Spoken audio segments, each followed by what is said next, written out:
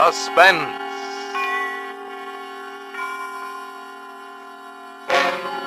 Tonight, Autolite and its 96,000 dealers present Mr. John Lund in Experiment 6R, a suspense play produced and edited by William Spear.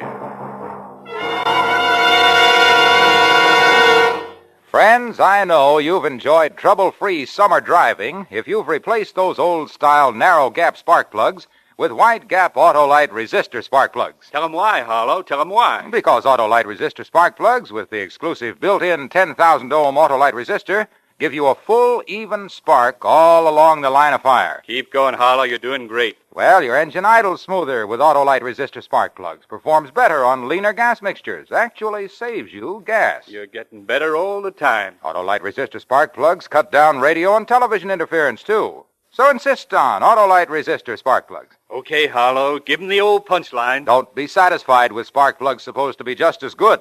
Get genuine Autolite resistor spark plugs. You're always right with Autolite. And here's a reminder, Suspense may be seen on television in many parts of the country every Tuesday night. And now, with Experiment 6R and with the performance of John Lund as Morris Brandt, Autolite hopes once again to keep you in suspense. Entirely fitting somehow that here in the Carlton Plaza Hotel, where he spent so much of his life, we should honor this hero of science and pay him our humble gratitude. Mr. Brandt is, as you know, at this moment in our special clinic, and it's from there that he will address us on the subject of Experiment 6R, a page in the progress of science with which his name will forever be associated. When I received his letter and heard the thrilling news that, unknown to any of us, a human volunteer had actually...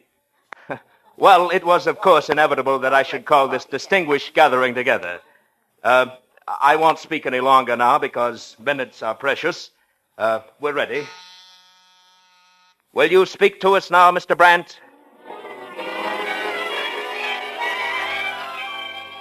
Ladies and gentlemen, Mr. Morris Brandt. Brandt speaking. I don't know exactly how you good people of science are going to take my little story, the history of my own part in Experiment 6R. When I finish my story, if I finish it, you will wonder perhaps why I wish to tell it at all. Well, something about the irony of this situation appeals to me. I'm going to enjoy every minute of it. You know, even the fact that somebody just now pressed a buzzer and I jumped to attention and started speaking is ironic. Because I guess that's how Experiment 6R began, a couple of months ago. Yes, just like that.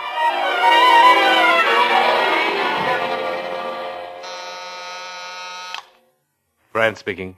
Coffee, Mr. Brandt. Very well, sir. It was precisely 3:15, and 3:15 was the time for Mr. Paul Koblenz's afternoon coffee. Naturally, it was beneath the dignity of the manager of the Carlton Plaza Hotel to have the coffee served by anyone less than me, the assistant manager. And so each day, the coffee tray with its silver urn, silver sugar and creamer, silver spoons, and graceful Limoges cups was left on my desk by a waiter, ready for the humiliating ceremony. I picked it up and went in. Ah, Mr. Brandt. You'll join me, of course. Well, thank you, Mr. Koblenz. A little coffee is very relaxing. It was relaxing for him. My duties only began with bringing in the coffee. I had to set the silver tray on his desk and then wait while Mr. Koblenz detached a small key from his vest chain. Then it was my job to take the key and open the small wall cabinet near the heavily draped window, where Koblenz kept a supply of liquor. I would take out a bottle of expensive brandy and carry it over to the desk. Koblenz liked a dash of it in his coffee. Ah, thank you, Mr. Brandt. It was this part of the silly ritual that I hated most. That locked cabinet was a symbol of Koblenz's suspicion and distrust.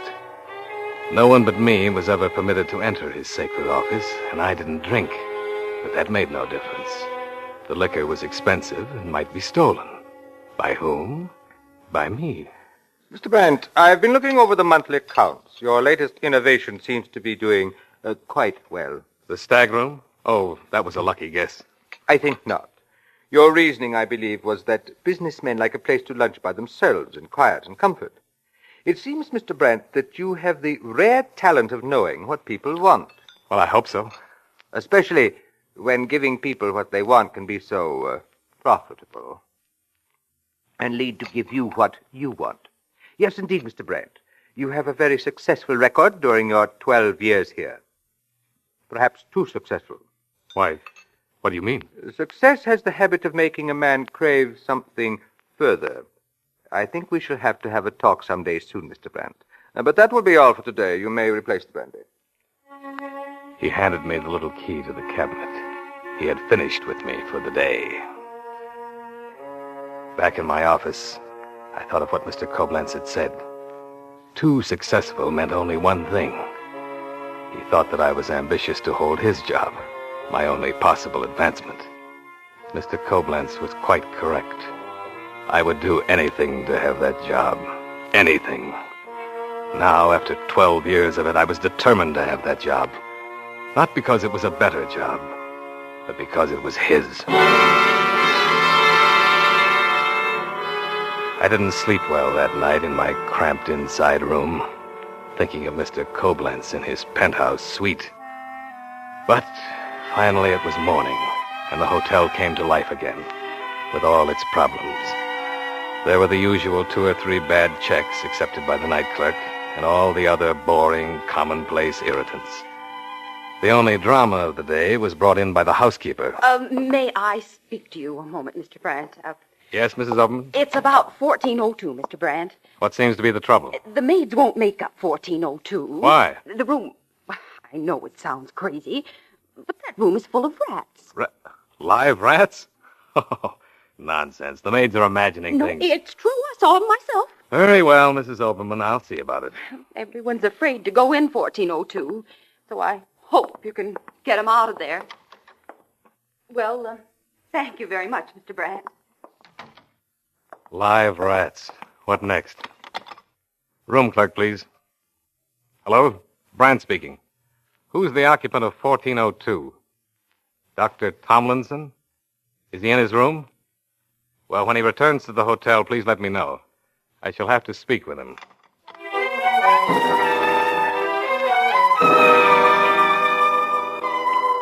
Rats.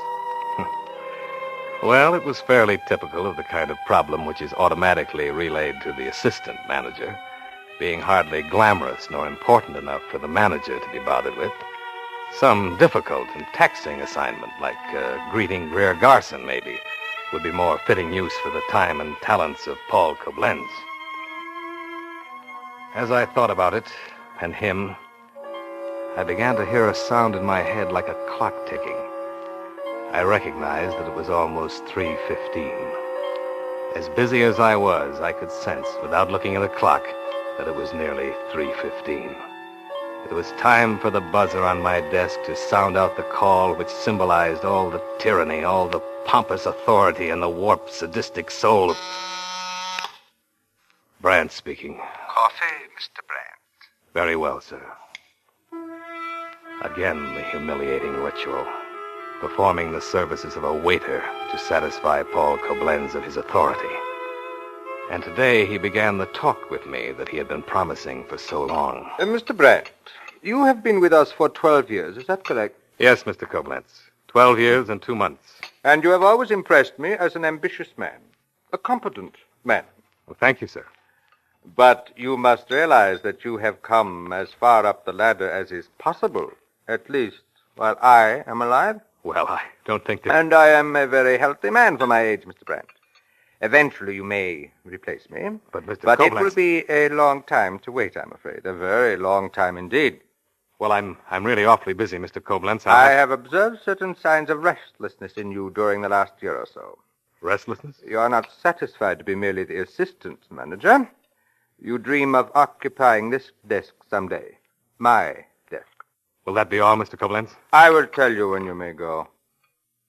You would like to have my salary, which is very considerable, instead of your own, which is a good deal smaller. I must say that no one is so well qualified. If anything should happen to me, you would automatically be appointed manager of the hotel. Mr. Koblenz, I'm sure We'll not discuss the matter further. I just wanted you to know that I know, as they say, what the score is. Have you finished your coffee, Mr. Koblenz? I have finished my coffee, Mr. Brandt. Good afternoon. It was exactly 3:30 as Koblenz handed me the little key to the cabinet, and I replaced the brandy. I took the coffee things back into my own office and closed the door. I knew exactly what Koblenz had meant. He had actually said, "I know you would like to eliminate me in some way, and I warn you, I'm on the alert. Don't try anything funny if you know what's good for you." As if there were the slightest chance. As much as I hated him, there was nothing I could do. Mr. Brandt speaking. You asked me to call when Dr. Tomlinson returned to the hotel, Mr. Brandt. What? Oh, yes. Thank you.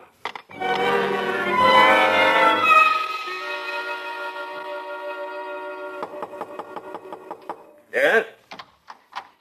Oh, yes, sir. I am Mr. Brandt, Doctor, the assistant manager of the hotel. Oh? May I step in for a moment? Well, yes, come right in.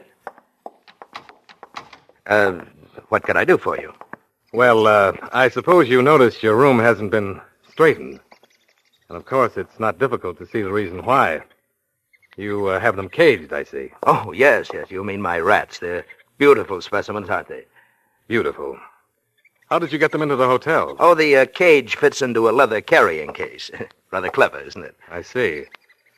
Well, I'm sorry, Dr. Tomlinson, but I'm afraid those rats will have to go. Yes, dear me, I was afraid of that. It would only be for another day, Mr. Brandt. I'll be returning to New York tomorrow. I can't leave them now. They're the subject of an experiment that may lead to the cure of an extremely deadly disease, which, for scientific purposes, we refer to as 6R. Well, I'm sure, Doctor, Let that me you'll show be you able- something here. You see this yellow powder? Take a look at this label. Paradimethyl... Doctor, I really don't have... Paradimethylaminoasbenzamine. It's commonly called butter yellow, Mr. Brandt. You see, when a rat gets a bit of this daily in his food, he develops 6R within 4 months, a spreading internal growth which insidiously destroys vital tissues. And by the time the results are evident, the rat is past all hope, and in a very short time it's dead. Yes, Doctor, it's very fascinating, I'm sure. But I'm afraid... Oh, will this powder induce 6R in a human being, too? Oh, almost certainly, but naturally we haven't been able to try it. No volunteers. I don't suppose it requires very large doses, either. To develop 6R? Oh, no, indeed. Just a very tiny bit daily, and then... Mr. Brandt, surely you understand the importance of this work and why I must have the rats with me constantly? But, if you insist, I shall move to another hotel, of course. No, Doctor. I represent the management, and I ask you to stay. And I'll see that your room is straightened. Well, I must say that's wonderful of you, Mr. Brandt. Are you interested in science? Not until now. Oh, that's wonderful. Oh, by the way, please tell the maid not to go near the cages. Sometimes the rats might bite, and it might be that they could transmit 6R that way. We're not sure, you understand, but it's better not to take any chances. Yes, I understand. Is that powder... I won't attempt to pronounce it. Is it quite safe in here? Oh, yes, see? No one could find it here. I see. And besides, no one would know what it was. If some got lost, it looks just like yellow dust. It would only be thrown away. I have more for the experiments. Don't worry, Mr. Brandt. Yes. Well, I'm sorry if we've inconvenienced you, Doctor. Oh, have you had dinner? Why, no, as a matter of fact. Oh, would you join me? 7 o'clock in the grill room? Well, I should be very pleased. Good. We'll talk some more. You know, I should think that someone who, well, is desperately ill, let us say, would be honored to be your volunteer. I know in similar circumstances, I should be proud. Until 7, Doctor.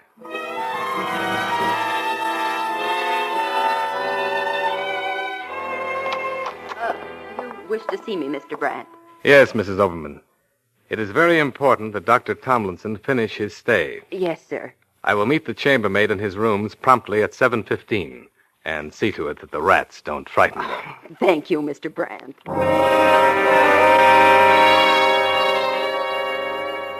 The doctor arrived exactly at 7.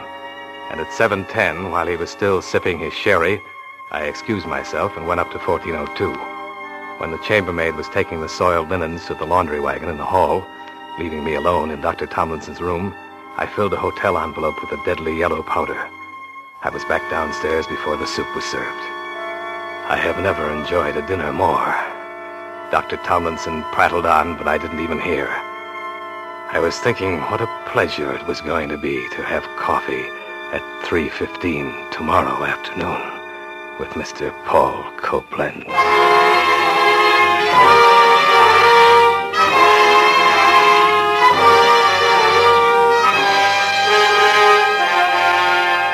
Autolite is bringing you Mr. John Lund in Experiment 6R, tonight's production in radio's outstanding theater of thrills, Suspense.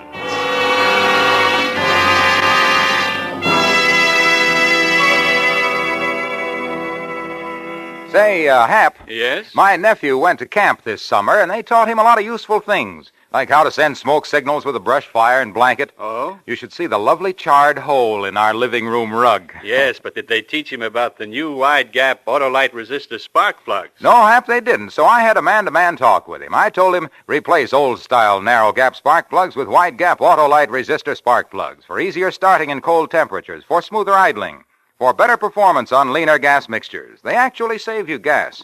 That's useful information. Right. I told him confidentially, of course, that every Autolite resistor spark plug has an exclusive built-in 10,000 ohm Autolite resistor.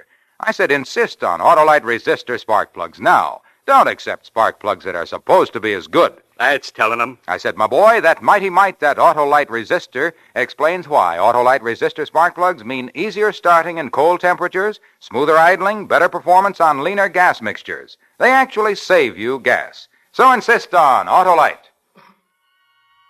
And now Autolite brings back to our Hollywood soundstage John Lund in Experiment 6R, a tale well calculated to keep you in suspense. Brand speaking. Coffee, Mr. Brand. Yes, Mr. Koblenz. A waiter had just brought the tray, set it on my desk, and left. My door was locked. I took out the envelope with the powder, put a pinch of it into one of the costly Limoges cups, filled both cups with coffee from the silver pot, and carried the tray into the sumptuous office next door. The office that would soon become my own. You will join me, of course, Mr. Brand. Of course, Mr. Koblenz. Of course I would. I always had. But beginning with today, I would enjoy it. There was not the slightest alteration in the usual ridiculous routine.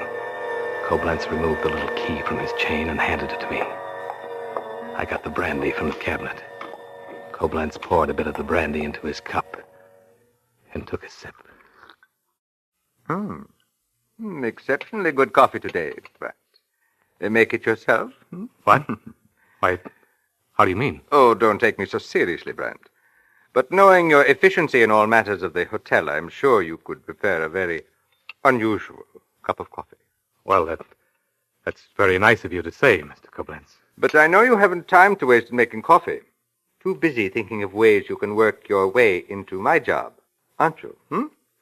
And as I told you before, you won't get it while I live, and I come from a very long-lived family. Yes, surely. More coffee, sir? Nothing could possibly go wrong. I had found out enough from Dr. Tomlinson to know that humans, and I stretched a point to include Paul Koblenz, that humans responded to drugs in very much the same way as rats. That was the reason rats were used for experiments in medical research. Almost invariably, the drugs that could kill a rat could kill a man. But the powder would never be detected, only its effect. When, after months of tiny doses, Koblenz would suddenly learn that he was harboring the hidden killer, 6R.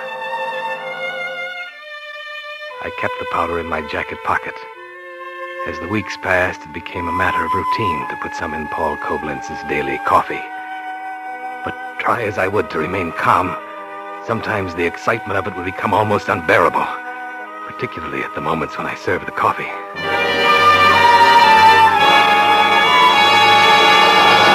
Mr. Brent, I can't tell you what pleasure this afternoon cup of coffee gives me.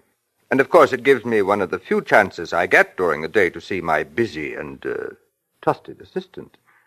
That is a pleasure, too. Thank you, Mr. Koblenz. Oh, I received a letter a few days back from a Dr. Ernst Tomlinson. Tomlinson? He was a guest here, I believe, for several days. Oh, really? Well, I don't... Surely you haven't forgotten. He wished specifically to be remembered to you. The gentleman with the rats. Rats? Oh, yes, I do recall something. Yes, of course. I realize, Mr. Brandt, that I have allowed many of my managerial duties to fall on your capable shoulders, which action has perhaps given you a mistaken opinion of your authority on these premises. But really, Mr. Brandt, live rats in a room. The animals were caged? I think I should have been consulted. Fortunately, our other guests were not cognizant of the fact that we were for 2 days zookeepers of a sort. If they had known, I'm afraid Mr. Fenwick should have immediately replaced you. I'm sorry, Mr. Koblenz. Yes, I am sure. The good doctor seemed quite taken by you, Mr. Brandt. Have you a personality side you've never shown me? I've always considered you rather dull. Will that be all, Mr. Koblenz? You're angry. Well, no matter. See, yes, that will be all. I'm rather tired today. Go, please. Dr. Tomlinson had written, but only to compliment me. That was good. He hadn't missed any of the yellow powder. As far as Koblenz's insulting behavior was concerned, well, there wouldn't be much more of it. Dr. Tomlinson had said there were no outward effects to 6R, but the tiny admission of fatigue on Paul Koblenz's part was, I felt, a good sign.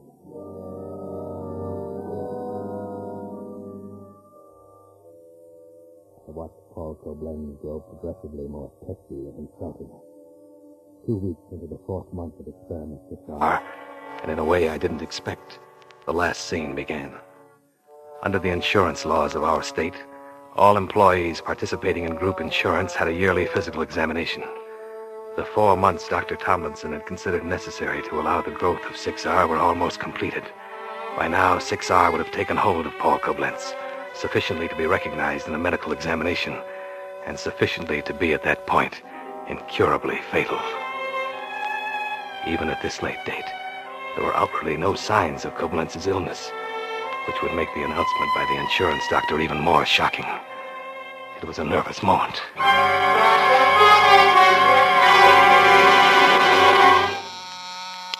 Brandt speaking. Mr. Brandt, I have set aside 2:30 as the time for my visit to the insurance doctors. That should get me back to my office for coffee, after which, if you have no pressing duties, you may... Yes, Mr. Koblenz. At 3 o'clock, I heard him come back into his office next door. He walked rather heavily, I thought. I wanted desperately to see him at once, to see the reaction he must have to the news the insurance doctors had given him. But I waited. Finally, it was 3:15. Brandt speaking. Coffee, Mr. Brandt. Yes, Mr. Koblenz. The waiter had brought the coffee tray as usual. I carried it in. Koblenz sat quietly at his desk, his face partially in the shadow from the drawn blinds. You'll join me, of course, Mr. Brandt. Oh, thank you, Mr. Koblenz. Here's the key.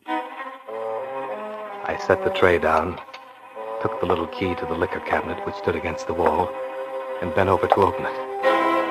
There was a new mirror above the cabinet, and when I saw in it, made me drop the bottle.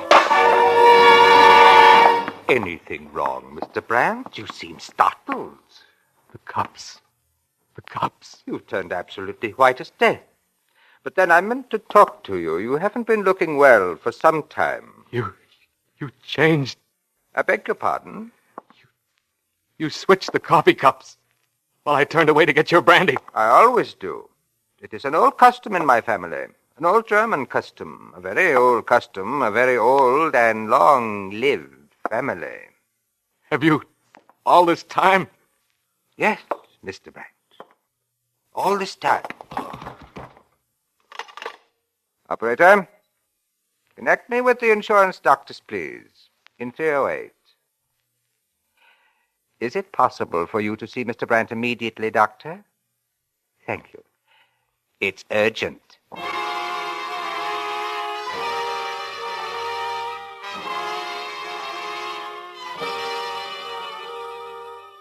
And so, Experiment 6R is finished. I am glad to have been of service to science, but I just couldn't die without sharing the credit with Mr. Koblenz. I am sorry, truly sorry, that he could not be there with you today in his old capacity as manager of the hotel. But Mr. Fenwick saw fit to discharge Mr. Koblenz when it was brought to his attention that live rats had been permitted to spend the night in one of our rooms. And now, thank you for your attention, and goodbye.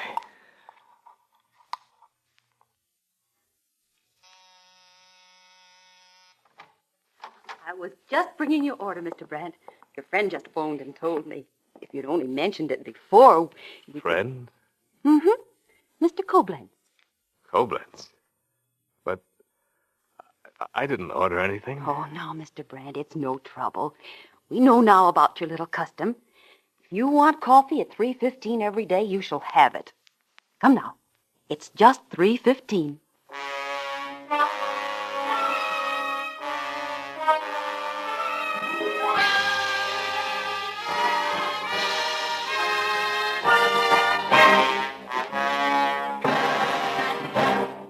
Suspense, presented by Autolite. Tonight's star, John Lund, in Experiment 6R. John, do you mind if I ask you a question? Why, of course not, Harlow. Okay. What do you think of Autolite resistor spark plugs? Well, Harlow, let's put it this way.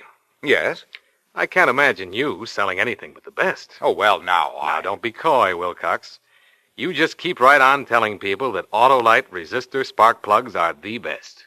Any more questions? No, John, and thank you. I'll also tell people that in its 28 plants from coast to coast, Autolite makes more than 400 products for cars, trucks, airplanes, and boats, including complete electrical systems for many makes of America's finest cars.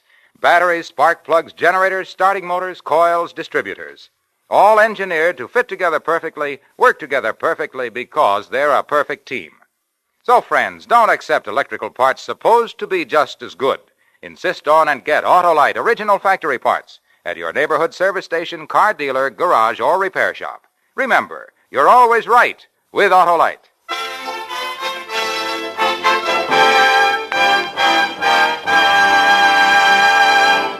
Next Thursday for Suspense, Charles Lawton and June Havoc will be our stars. The play is called Blind Date, and it is, as we say, A tale well calculated to keep you in suspense. Tonight's suspense play was produced and edited by William Spear and directed by Norman MacDonald. Music for Suspense is composed by Lucian Morawek and conducted by Lud Gluskin. Experiment 6R was a radio play by Donald Stubbs and Harold Kahn. John Lund may currently be seen in the Hal Wallace production for Paramount, My Friend Irma. In the coming weeks, you will hear such stars as Van Johnson, Edward Arnold, and Betty Davis. Don't forget, next Thursday, same time, Autolite will present Suspense, starring Charles Lawton and June Havoc.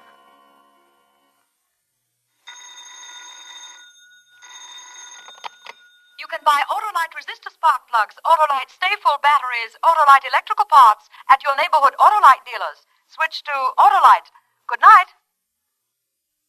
This is CBS, the Columbia Broadcasting System.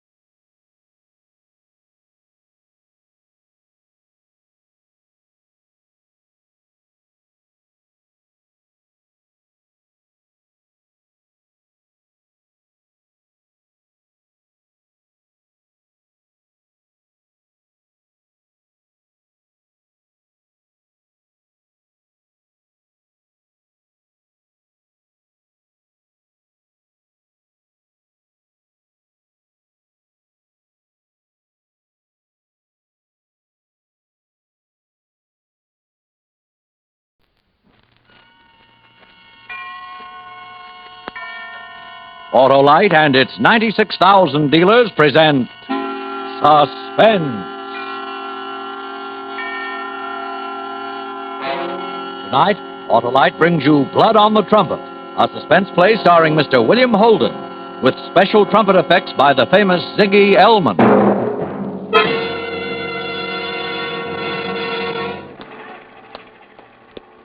I don't get to this part of New Orleans much, Sergeant Juno. I used to come and listen to the jazz once in a while. Well, who's been on the case? Me and Lieutenant Angelini. We've been on a study for 48 hours. Mm-hmm. This the place, Juno? Well, yeah, this is it.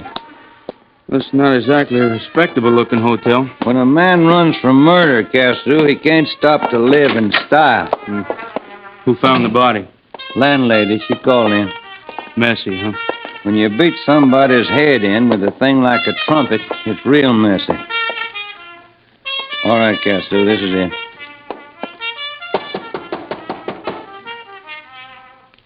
You want me to kick it in? No. Put your horn down, Vic. This is Sergeant Juno of the New Orleans Police. Put the horn down. Come out, kid. Come out with no monkey business. Let me break it down. No way. The police. Oh, I'm glad it's the police. I'm so glad it's the police and not him. Vic, in the presence of Police Officer Cassou, I arrest you for the murder of your wife. In just a moment, Mr. William Holden in the first act of Blood on the Trumpet. Hi, Harlow. Do I look any different? Well, should you? Of course. I'm winterized. Drove in to see my Autolite spark plug dealer. He changed the oil and grease, put in antifreeze. And check the spark plugs, too! And that's mighty important, Johnny Plug checked, because spark plugs are the very heart of a car's ignition system. When they're right, your chances of starting, even in the coldest weather, are better than ever. So, when you have your car made ready for winter, Check the spark plugs, too! and replace worn-out spark plugs with ignition-engineered Autolite spark plugs, world famous for quality and dependability. You'll get smoother performance, quick starts, and gas savings. So, friends, it's last call. Have your Autolite dealer winterize your car now. Get worn-out spark plugs replaced with ignition-engineered Autolite spark plugs. Whether you choose the standard type or the resistor type, you can't buy better spark plugs for your car because you're always right with Autolite. And now, with Blood on the Trumpet and the performance of Mr. William Holden, Autolite hopes once again to keep you in suspense.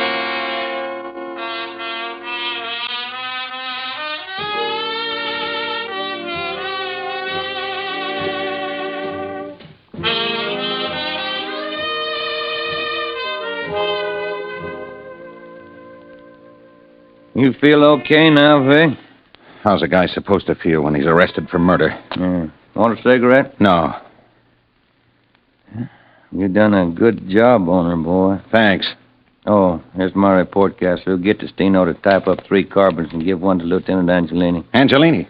Yeah, Vic, Lieutenant Angelini. He's the big boy in charge of the case. Very famous, New Orleans. Yeah, I've heard of him. Eichstadt told me about him. All right, Vic. Let's start from the reason why you killed Sarah, your wife. Oh, I didn't have a reason.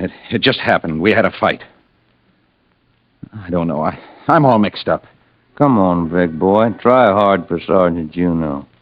Go back to when it started. When it started? Who can say when it started? Maybe it started the first day I married Sarah. In my own mind, I don't know. Or maybe it started when I started playing trumpet in Lou Eichstadt's club down in the French Quarter. They call me great, real great.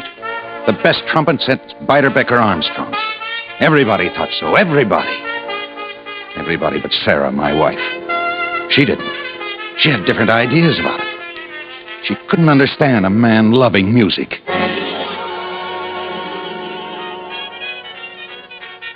Has-been. You're a has-been. Only you never went anywhere to be a has-been. You were always a second-rate horn blower, and you'll never be anything else. Do you hear me? Never anything else. Oh, Sarah, these walls are like paper. So let him hear. I don't care. Let him know what a bum I've got for a husband. I'm sick of your talk. I'm sick of you. Turn that lousy record off. Leave it on. Sarah, you got cotton in your ears. I said leave it on. All day long, the same record around and around. I said put it back on. It makes me sick. Sarah! Always the same song and dance. A little time, Sarah, a little time. Sarah, please. You're a dreamer. You blow pipe dreams through that horn you play. Shut up! Wait, Sarah, wait. My ship will come in. Sure, I'll wait. While I'm waiting, you beat your brains out blowing a horn in a cheap dive. Your ship's sunk, and you don't know it. You know something? I wish I was dead. Do you hear that, trumpet man? I wish I was dead.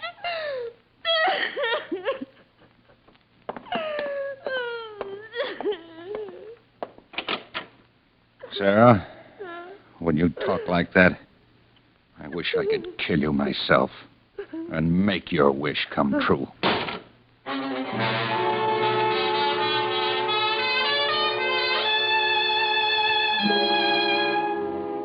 For 5 years, the same argument over and over, and the same words. They never changed. I was late getting to the club, but I didn't care. Sarah talking to me like that. The first set, I was so sore I didn't need anything to make me hop. I blew that horn by the beat of my blood.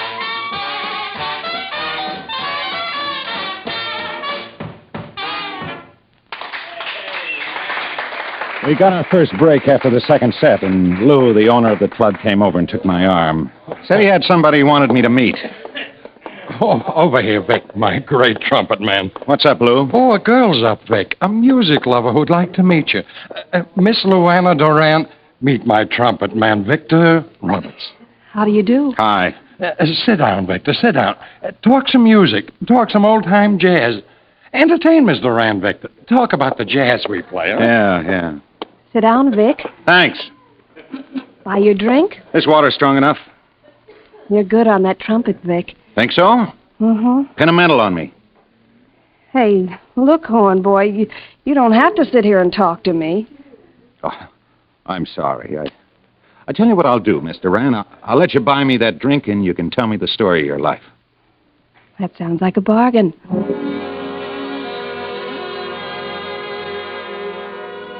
She ordered up, and we sat and talked. She told me the story. It was a brutal one. A sick father and a rotten mother. So to get away from it all, she married young. A musician that had had a sickness beside music. He drank himself to death. But from him, she'd learned something. She'd learned to love music, which was why she canvassed jazz joints. She said she'd been in every night for almost 2 weeks now, listening to our combo. She thought we were good. Particularly the bright boy on the trumpet, me. The guys were moving up for the next set, so I made my excuses and left her.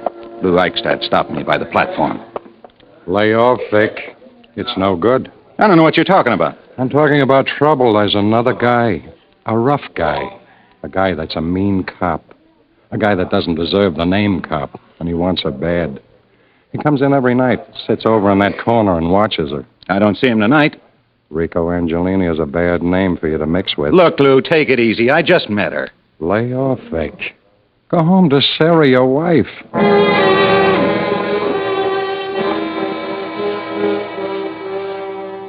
We finished the last set about 1. The table where Luana had been sitting was empty. Then one of the waiters came up and handed me a napkin. I looked at it. It had an address written on it in lipstick. Blood red lipstick.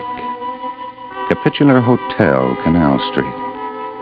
I started to fold it up and toss it away, but then suddenly I thought about Sarah. And I didn't toss it away. I shoved it in my pocket and walked out.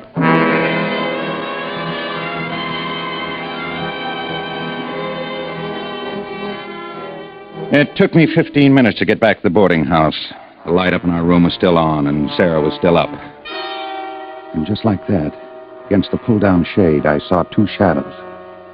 One was the shadow of Sarah, and the other, the shadow of a man. I choked and my breath came hard. My Sarah, my own Sarah, with some other guy. I waited 5 minutes, 10 minutes, then the light snapped out. I went up the stairs onto the porch and ducked behind a swing. The front door opened, and the outline of a big guy came out and went down the steps. I couldn't see his face, but as he passed under the street lamp, I could see he was wearing a green checkered shirt collar. Sarah, my own sweet little nagging wife, two-timing me, playing me for a sap.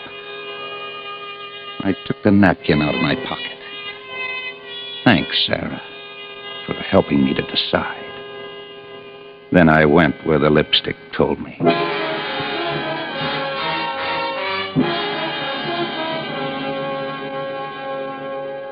Hi, Trumpet Man. Hi, Did the lipstick smudge? I'm here. It didn't smudge. Want to come in? Lou Eichstadt says to lay off. He's your father, maybe?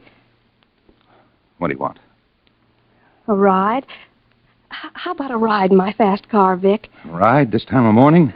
I know a little place where they serve good black coffee. I've had kind of a rough time tonight. I'm tired. Too tired for some good black coffee? Oh, this is all crazy. A cup of black coffee and small talk? I like your look.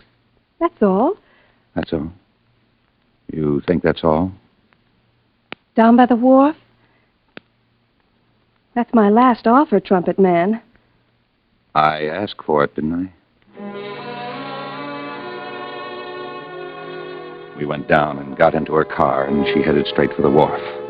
At Chiarello's, the lights were low, the music was soft, and the coffee was good. We sat and talked, and pretty soon we got back into her car and drove close to the river.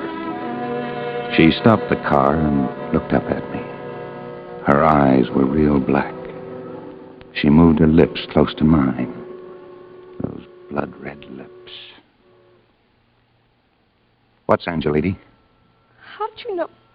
Oh, Lou Eichstadt, I get it. Who is he? What is he? Cop. I met him somewhere one night. He's called me a couple of times, but that's all. That's all? That's all, Trumpet Man. Nothing ever like this. Vic, let's go away, just you and I. That's not possible. Why? Tell me why it isn't possible. I have a wife. Now, it makes a difference, doesn't it? No, Vic. No, it doesn't. Why should it make a difference? I don't know. I just thought maybe it would. Vic, this can be for keeps. You really mean it, don't you? Let's go away and you'll see how much I mean it. Let's go away together. Leave her. We'll go away and start something new. Oh, Luana, I'm all mixed up in my mind. I meet you in one night. You don't even know me. We hardly know each other. And... I like the way you look. Vic, let's go away. Let's go away in a little while. I don't know. I'll wait for you, Vic. I'll wait for you at the hotel. All right. All right, baby. You wait for me at the hotel. No. Press hard on my lips, Vic. Real hard, just like you do on your trumpet.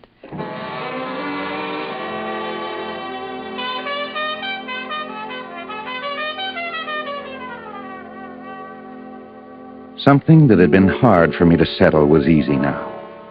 I was through with Sarah, my great big headache. I was finished, and she wouldn't yell at me anymore, or cheat anymore. I could go away now. Go away from her and her nagging voice. Away from Sarah, and away from hate. You, Vic? Yeah, me, Vic. Where have you been all night? It's 4 o'clock in the morning. Your voice makes me sick. What should I think? What should you think? A no-good bum husband who stays out all Now, night. be quiet for 1 minute, and I'll tell you a secret, my sinful wife. I'm leaving you.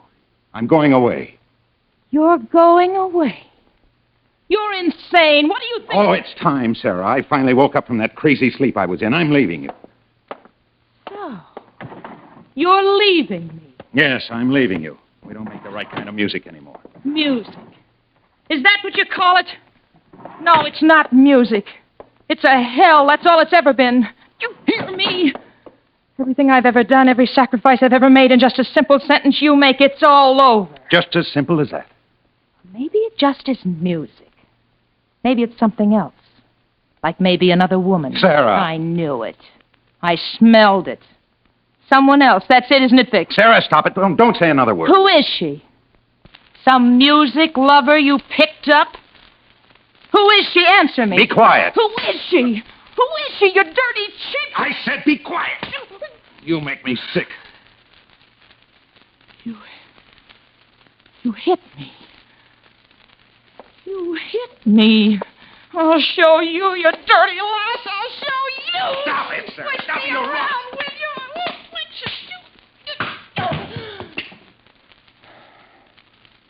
Sarah. Get up, Sarah. I didn't mean to. Sarah. I said to get up. I didn't. Sarah, what's the matter? Why don't you... Oh, Sarah, you're bleeding. I didn't mean to, Sarah. No. No, Sarah, no.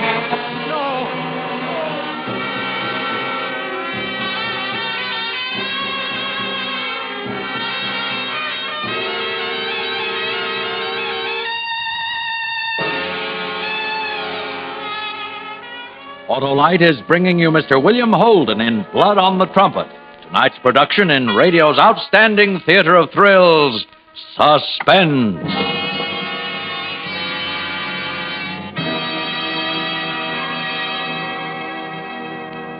Winter, winter, quite contrary. How does your weather go? With blustery winds and ice and snow and frozen cars all in a row. That's a profound prognosis, my prophetic poet, unless you've had your car winterized. It's last call, friends. Have your neighborhood Autolite spark plug dealer change oil and grease, put in antifreeze. And check the spark plugs, too! Right, Johnny Plug Check. Spark plugs are the all-important heart of your car's ignition system. And when they're right, your chances of starting even in the coldest weather are better than ever. So check the spark plugs, too! Yes, folks, visit your friendly Autolite spark plug dealer and replace worn-out spark plugs with ignition-engineered Autolite spark plugs. The spark plugs that work as a team with your car's ignition system. Because they're designed by the same Autolite engineers who design complete ignition systems used as original factory equipment on many leading makes of America's finest cars. And whether you choose the standard type or the resistor type, you'll be right, because you're always right with Autolite. And now, Autolite brings back to our Hollywood soundstage Mr. William Holden in Elliot Lewis's production of Blood on the Trumpet, a tale well calculated to keep you in suspense.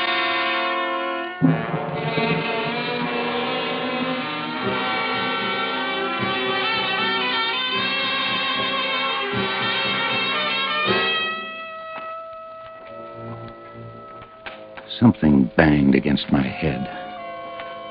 I turned over on my back and opened my eyes. And then I sat up. I was in bed, and the banging noise became a shade flapping against the window of a cheap hotel where I was hiding out.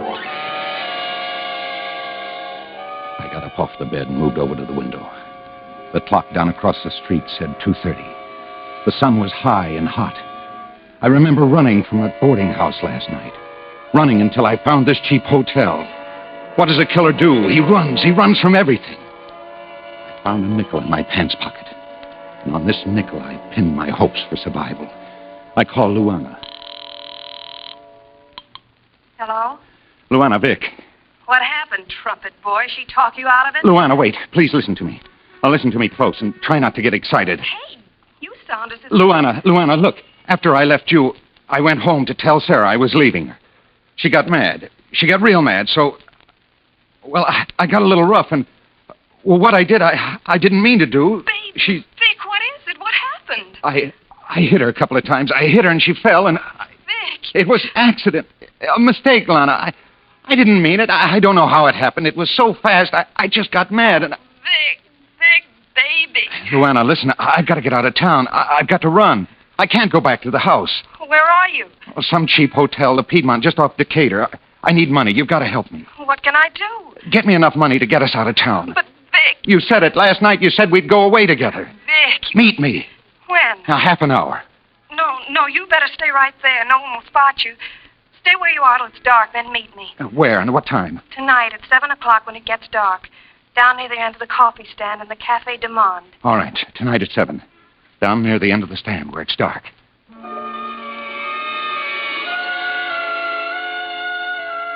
I hung up. I couldn't stay in the hotel. My picture was probably spread over every paper in town.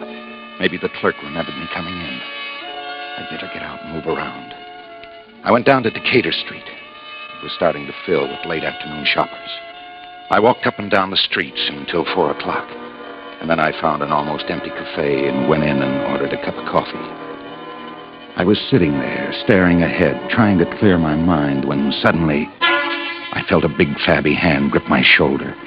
I turned and looked up into the beady gray eyes of the fat man with the green checkered shirt collar. Why did you do it, Vic? I jumped up and with all my strength I shoved both arms straight out and hit him in the stomach. I could feel both of my fists sink into the pounds and pounds of flesh. And then he was reeling backward, knocking over chairs and people. And I was running out the door and down the street. I slowed down, mixing in with the people pushing along. How was it possible?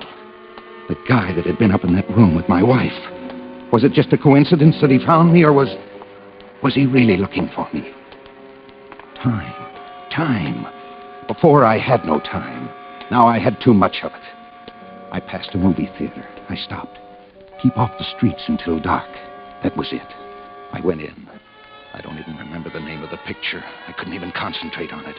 Because all the time I kept thinking about the fat man. What did he want with me? Was it really just a coincidence that he'd spotted me?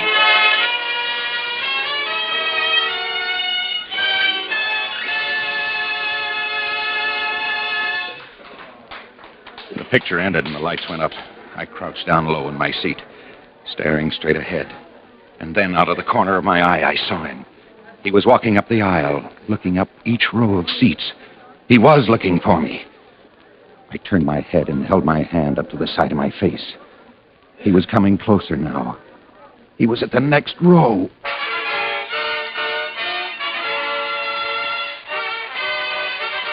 The lights went out and the newsreel started. I moved quick. I stumbled into the aisle and out in the lobby and got lost in the crowd of people leaving the show. It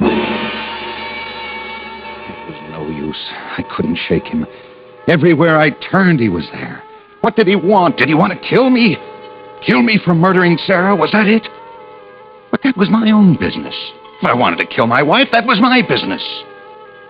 Oh, no. Bad reasoning. I hadn't wanted to kill her. I ran until I thought my legs would drop. And then it was 7 o'clock, and I was down by the pier. There were a few people drinking coffee at the stand.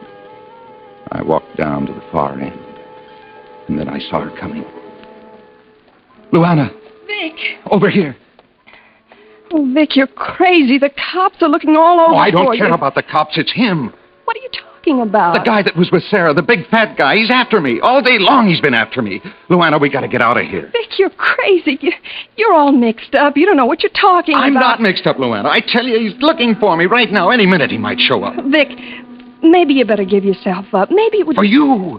Don't you understand? I did this for you. I didn't ask you to kill her. I did... Vic, stop it. You're hurting me. All I need now is for you to turn against me. Vic, let me go. Let me go. Luana, come back. Please, come back. For you. I did it for you, you dirty, filthy... Hello, Victor. What do you want? What do you want from me? I want to give what's coming to you, killer. I'll get you now, killer. I'll get you now. Because you finally cracked.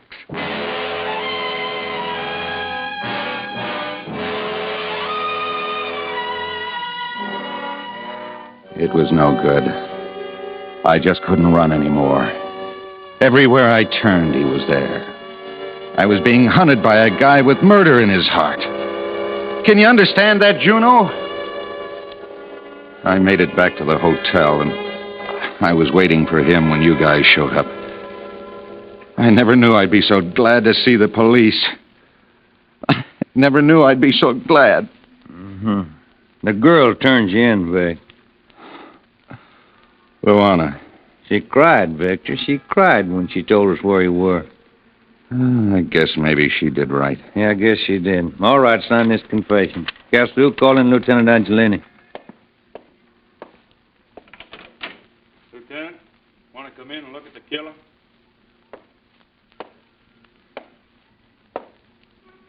Hello, Vic. It's him. The fat guy. Take it easy, Vic, boy. Take it easy. lie. He made me go out of my mind. A cop was chasing me. I just wanted to see a killer run, Vic. Find the confession, Vic. No, this confession is all wrong. The part about the trumpet, this is all wrong. I didn't hit her with a trumpet. Come on, trumpet boy, sign. No, Angelini, I won't sign it. I didn't hit her with a trumpet. You're crazy. I won't. Something smells, something... Hey, look, you, I'm tired. You give me a good chase. You make a confession. Now you sign it. No, I won't do it. This isn't what I said.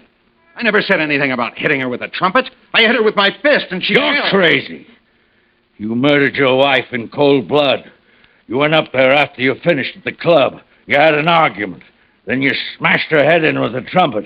Then you wiped the blood off the trumpet. Hey, wait a second, Angelini. Shut up, Juno. Can't you see this guy's stalling? Now, come on, killer. No, I won't shut up, Angelini. Hey, now, listen. My typed report's still on my desk. You haven't read it yet. Well, so what if I have? So I was the guy that went up there and tabbed the body. When I got back, I briefed you. I made the report out. You just said you didn't read it. Well, there was something in that report I didn't bother to tell you about. I didn't think it was that important. I didn't tell you that the blood had been wiped off of the trumpet. There were only two people who knew that. Me, Lieutenant Angelini. Me and the killer. Why, you... Juno, it was Angelini. Hey, you lousy... Juno, it fits. What Luana said to me, what Lou Eichstadt said, it fits. This guy framed me. I'll break your neck. Take it easy, Angelina. He was nuts for her. Only she couldn't see him for dust. He must have spotted me that first night with her. He followed me. He was the guy Sarah was with when I got home. He was waiting for me. I'll kill you. Grab him, Captain. Grab him. Filthy trumpet boy. Filthy. You framed me, Angelini. Why? Look at me, trumpet man. Look hard at my extra flesh and tell me why I would frame a man like you. Luana. Your wife wasn't dead when I went up there the second time. Her head was cut on the side. She was bleeding. She wasn't dead. You're under arrest, Angelini. I can't say I'm sorry. You're a disgrace to the force. All right, Vic, that's all I need from you. You can go now. Hey, you. She's waiting for you outside. Luana. And she's crying for you. Juno. Right, Sergeant Juno. Hey, you think if maybe I wasn't so fat, she would have cried some tears for me? Sure, Angelini, sure. She might have cried for you.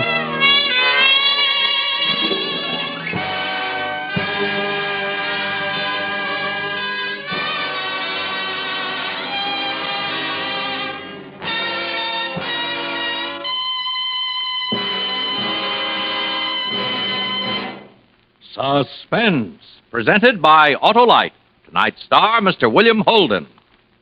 Friends, this is Harlow Wilcox, and now I'd like you to meet our star, William Holden. Thanks for the curtain call, Harlow. I was hoping you would invite me to say a few words. About your new Paramount picture, Union Station, no doubt. Well, Bill, I've seen it, and it's great. Well, thanks, Harlow, but I really intended to say a few words about Autolite. Bill, that's the best curtain speech you could make, but you'll need more than a few words. I know, Harlow. Why, Autolite makes 400 products for cars, trucks, planes, and boats in 28 plants coast to coast. These include complete electrical systems used as original equipment on many makes of America's finest cars. Electric windshield wipers, spark plugs, starting motors, batteries, bullseye sealed beam headlights, coils, distributors, generators, all engineered to fit together perfectly, work together perfectly, because they're a perfect team. So, friends, don't accept electrical parts supposed to be as good. Ask for and insist on Autolite original factory parts at your neighborhood service station, car dealer, garage, or repair shop. And remember, you're always right with Autolite.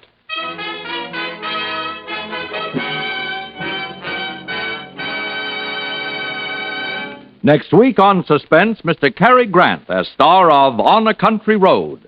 And in weeks to come, you will hear such famous stars as Ozzie Nelson and Harriet Hilliard and Van Heflin, appearing in tales well calculated to keep you in suspense.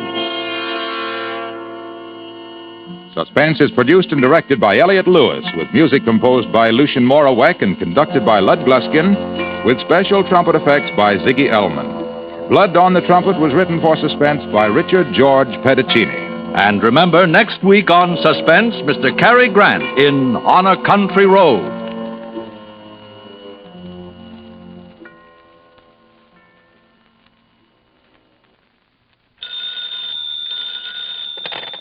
You can buy world-famous Autolite resistor-type or standard-type spark plugs, Autolite stateful batteries, Autolite electrical parts at your neighborhood Autolite dealers. Switch to Autolite. Good night. This is CBS, the Columbia Broadcasting System.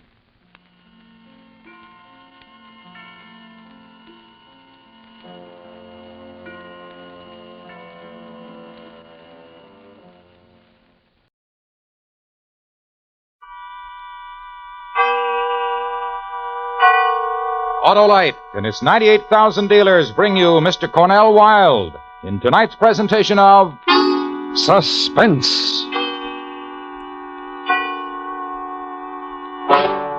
Tonight, Autolite presents a true story with only names changed about a man who inadvertently became involved in a murder plot. Our story, Alan in Wonderland. Our star, Mr. Cornell Wilde.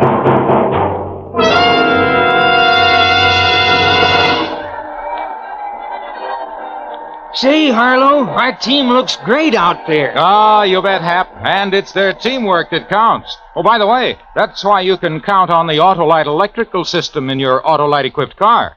Every unit and component part is related by Autolite engineering design and manufacturing skill to give you the finest teamwork and the smoothest performance money can buy. We were talking about the game, Harlow. And that Autolite electrical system is game as they come, Hap. It includes the starting motor, distributor, generator, battery, coil, wire, spark plugs, and all the other parts of the complete Autolite electrical system installed as original equipment on so many leading makes of our finest cars, trucks, and tractors. Top performers, eh, Harlow? Ah, you can be sure of that, Hap. So, friends, insist on Autolite, original factory parts for your Autolite-equipped car. Be sure of top performance. And remember, from bumper to tail light, you're always right with Autolite. And now, Autolite presents Alan in Wonderland, a true story starring Mr. Cornell Wilde, hoping once again to keep you in suspense. To Judge Gordon Hall, Jr., Judge of the Superior Court, Office 62, County Building, Greenville, South Carolina. Your Honor, as attorney for the plaintiff in the case now before you, I fully realize my absence from court this morning, ipso facto, places me in contempt. However, due to the fact that I almost had my throat cut, I hope the court will accept this explanation, but we'll keep it in the strictest confidence. When Your Honor adjourned court last Wednesday, I left by train for New York, planning to spend the weekend with friends, return on the 3:50 Sunday afternoon. My stay was pleasantly uneventful until approximately train time, when due to extremely heavy traffic, I arrived at the station later than expected. I missed by about 5 seconds. The next train wasn't until 11:50. I looked at the station clock to see how much time I had to kill. I took out my wallet to see what I could afford in the way of killing time. Almost immediately, I was aware of a rather attractive young lady coming directly toward me. I told you butter wouldn't suit the works. If the court is familiar with Lewis Carroll's Alice in Wonderland, Your Honor may recall, as I did, that this is a line from the Mad Hatter's Tea Party. Feeling certain that the lady was inebriated, I gave her the Marge Hare's classic reply. It was the best butter. All right, now listen. 7 o'clock sharp. Be at 624 West 15. You'll get your money and instructions there. Make sure you're not followed. Understand? Oh, yes, ma'am. No buts. And you were 5 minutes early. You know that's dangerous. Oh, now look, honey, And next time you better be on time. Obviously, I had received information of importance to someone. Thinking it over, I got a strong feeling it was something unlawful. The next thing was to make sure. I wrote down the address on the back of an envelope and moved a few yards away from where I'd been standing, just under the station clock. At exactly 4 o'clock, a man in a dark suit took up my exact same position. He glanced at the clock, took out his wallet, started to count his money. I walked toward him casually. I told you butter wouldn't suit the works. It was the best butter.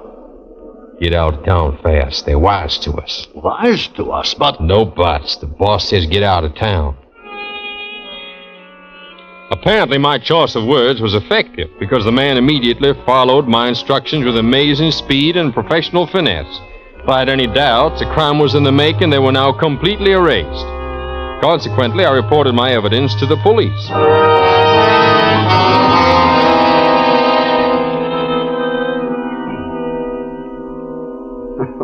It's certainly an interesting story, Mr. Stone, but, You don't believe me, Lieutenant? I didn't say that. But that's what you mean, isn't it? What I mean is there's no law against quoting Alice in Wonderland in Pennsylvania Station or anywhere else for that matter. You're a lawyer, you want to know that? All right, sure, but they were using it as a code. Isn't that plain? You'd like to know why. It's not just a question of curiosity, Lieutenant. Look, Mr. Stone, New York is a city of over 8.5 million. A certain percentage are screwballs. No, this wasn't a screwball. These people were deadly serious. They're up to something, Lieutenant, I assure you. I've got to have something to go on, Mr. Stone. Even if we could find these people, what do I charge them with? I've got to have something concrete. Well, now, the address on 15th Street. Can't you investigate it? Okay. All right, wait a minute. Healy? Yeah, Lieutenant. You want me? Yeah, Healy. This is Mr. Stone. I want you to drive him to an address on 15th Street. He'll explain all about it on the way.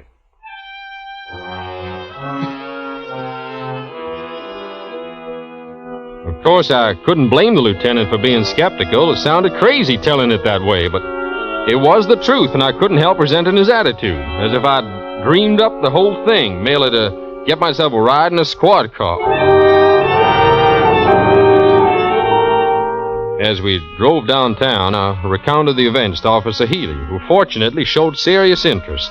He explained that this part of New York was not known as a crime center, which further increased my belief that I had stumbled onto no ordinary criminal undertaking. The traffic thinned as we approached the neighborhood of 15th Street. Everything looked ordinary enough, a typical Sunday afternoon street scene. Children at play, strolling couples in their Sunday best, baby carriages, a drugstore open on the corner, and a blind man selling pencils. What was that number again, Mr. Stone? The 624 West. Now, that'll be the north side. Now, let's see. 618, 620, 622. That's funny. What? What's funny? Well, they're tearing down the building. That's 624. Got to be. It can't be.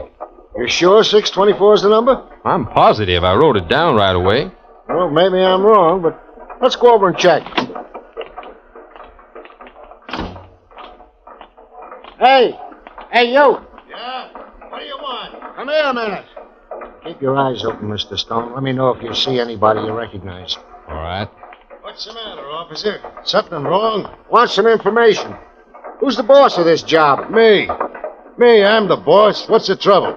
What's the number here? What? We want to know the number of this building. What? Oh, this was 624. You sure? Sure, I'm sure. 624. I'm tearing down the right building. Don't think I'd make a mistake like that, do you? How long you been working here? 2 weeks. Gonna tear down the ones on both sides, too.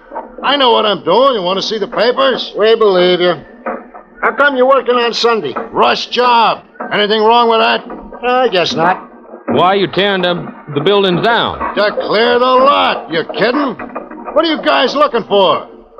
It's all right. Forget it. You're welcome to watch, but I gotta get back to work. Okay, that's all. Thanks.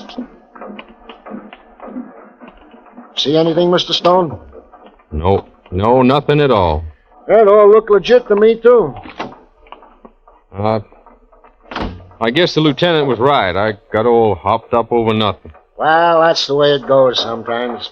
Can't get over it. I was so sure from... Oh, you did right anyway. Take it from me.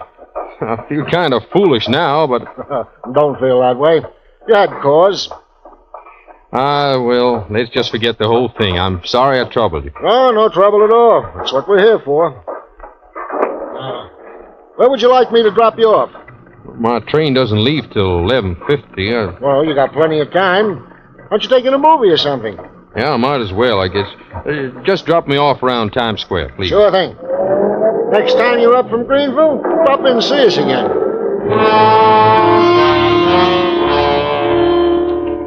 Officer Healy dropped me at one of the Broadway theaters. I bought a ticket and went in.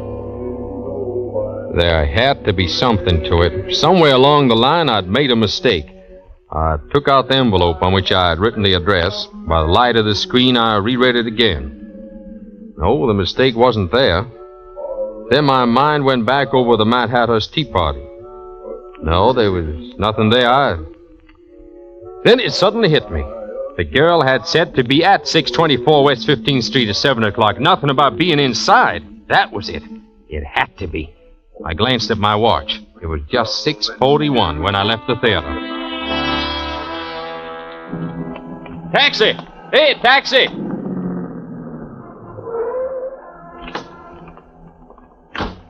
$624 West 15th and step on it.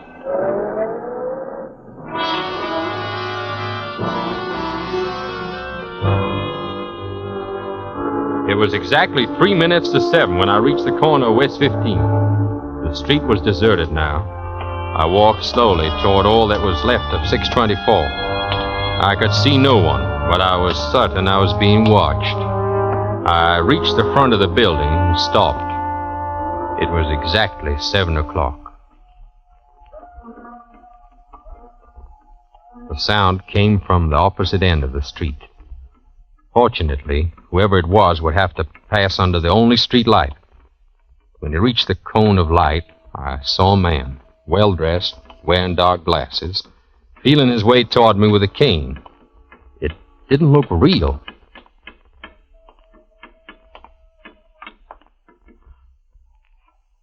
Seven maids? 7 mops? Good. Follow me. And I remembered the rest of it from Alice in Wonderland. If 7 maids with 7 mops swept for half a year, you suppose the walrus said that they could get it clear? I doubt it, said the carpenter, and shed a bitter tear.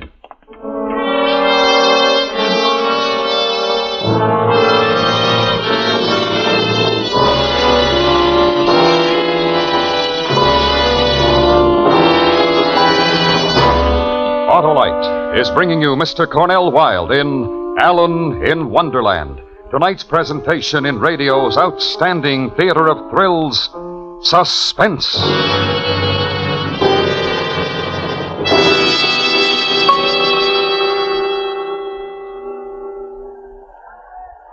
Well, Harlow, we won. And Hap, you always win with an Autolite electrical system. That's why it's used as original equipment on so many leading makes of our finest cars, trucks, and tractors. Yes, sir. The boys really went all out today. And so does your Autolite electrical system, Hap. It goes to work the instant you start the ignition and keeps on working every second your engine runs. As well as when you sound your horn, play your radio, turn on your lights, use your electric windshield wiper, or lighter. That electrical system is mighty important to every car owner, eh, Harlow? Right you are, Hap. So, friends, treat your car's electrical system to a periodic checkup at your car dealers or at your nearest authorized Autolite service station. You can easily locate your nearest authorized Autolite service station in the classified section of your phone book under Automobile Electrical Service, or call Western Union by number and ask for Operator 25. You'll find it pays. And remember, from bumper to tail light, you're always right with Autolite. And now, Autolite brings back to our Hollywood soundstage Mr. Cornell Wilde in Elliot Lewis's production of Alan in Wonderland. A true story, well calculated to keep you in suspense.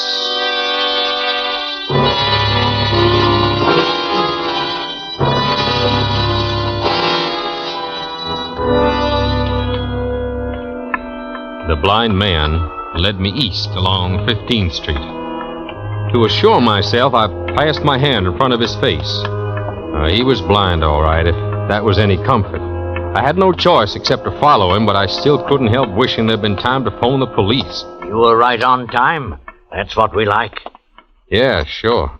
Business is business, ain't it? Exactly, young man, exactly.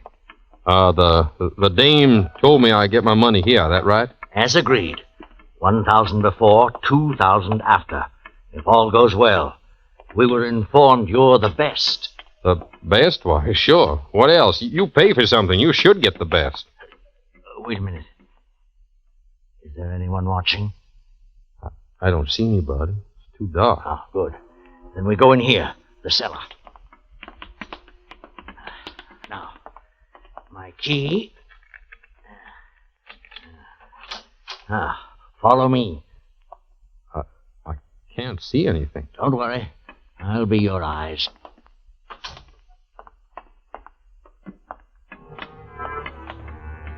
I held on to the blind man's arm as he led the way down a narrow corridor. It was black as pitch.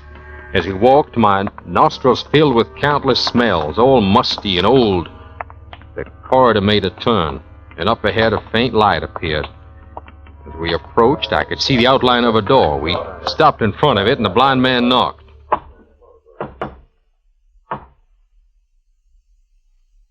Who is it? Pig and Pepper. The sudden light from the naked bulb was blinding. As my eyes adjusted, a row of iron sinks came into view along one wall. The room evidently had been the building's laundry. Casually shifting my gaze, I observed three men. One was big, all over hair like a gorilla. The second was small, rat-faced.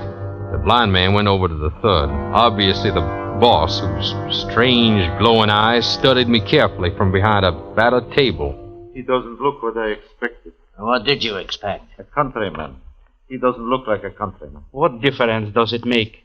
They guaranteed he could do the job. They promised me a countryman. They told us we'd have to take what they sent. You're sure he's the one? No mistake. Positive. The appointed place, the appointed time, the password. Even a blind man could see. Let us get on with it, Alex. Give him the instructions. All right. You. Huh? Yeah? Listen carefully. It is now 7:05. They will leave their hotel at 7:30, and they are very punctual. This is Nicholas. Nicholas will be your driver. My driver? You will sit in front with him. Did you bring a weapon? Well, no, Good. Extremely clever of you. In case you were caught coming here, we have a weapon for you in the car. Carlo. Yes. A beautiful mechanism. Accurate. You will enjoy using it. Carlo will be sitting directly behind you in case anything goes wrong. Understand? Yeah, sure. Just as you say. They will probably come out together. Pray for it. If luck does not smile and Santusian comes out alone, let him go. Being only foreign minister, he is less important. Yeah, I understand. It is the Premier, Mazzini, that we want.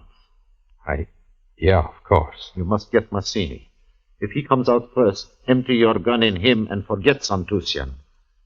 If they come out together, kill them both.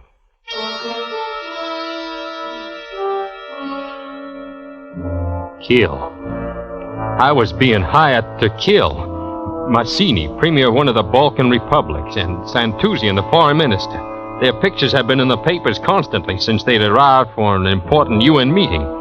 Their deaths in the United States would throw the Balkans into an uproar, and I was to be the assassin.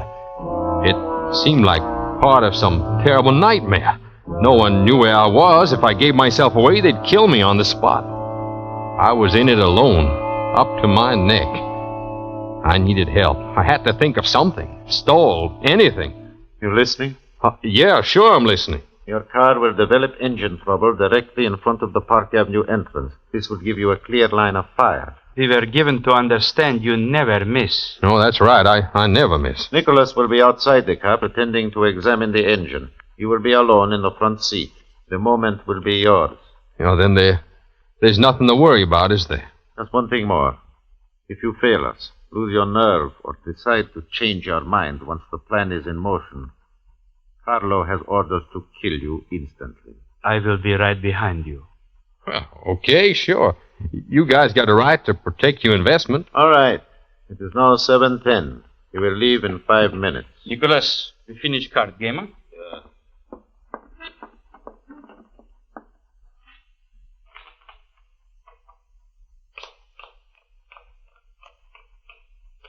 Hey. What? What is it? My money. Yeah, what about my dough? I have it right here. 1,000. Oh, yeah. Thanks. Play, Nicholas.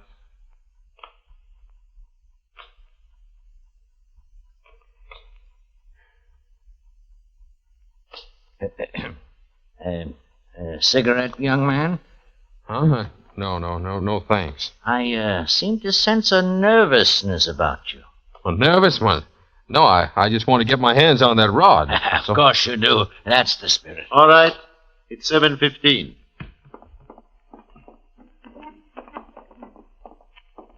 Wait a minute. What? The rest of the money. What about the other $2,000? Carlo has it with him. You'll get it the moment you complete the job. All set? Now, wait. Now, let's see if Carlo's got it. I have it. It is getting late. We have to... I want to see it. I have it. Come on. Show it to him. But, Alex... Show it. There. Satisfied? Yeah, I'm satisfied. All set? Now go. And may luck be with you. Good hunting, young man. Good hunting. We left. Carlo leading now, and Nicholas right behind me. I could only sense that we were headed for the back of the building this time. But even if I'd been able to see in that inky black, the narrow corridor offered no chance of escape. Stairs now. I tried to make myself think of something, but I couldn't. Only that I was dreaming it all like Alice, and pretty soon I'd wake up. We came out of the back of the building into a deserted alley. The big ape was still behind me, and Carlo in front. He led the way to a large black car. You ride in front with Nicholas.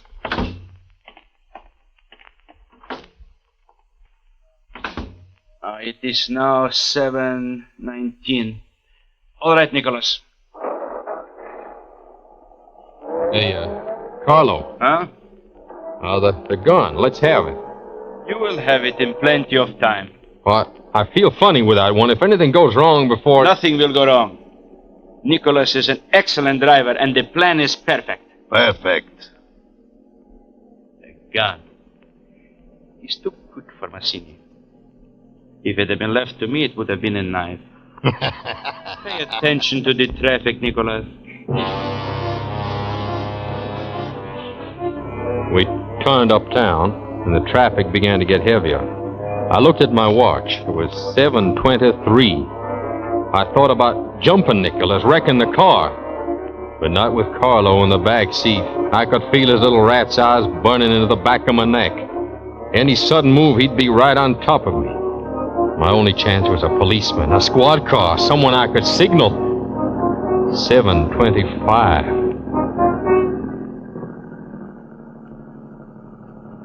One more block. You better give me that gun. In time. We are here, Nicholas. Perfect. 7:27. Get out and look at the engine, Nicholas.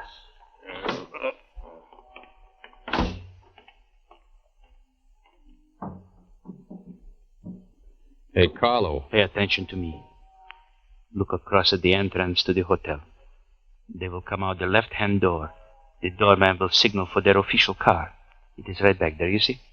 They will step to the curb before the car arrives. That is when you fire. Okay, now give me the gun. First, the knife.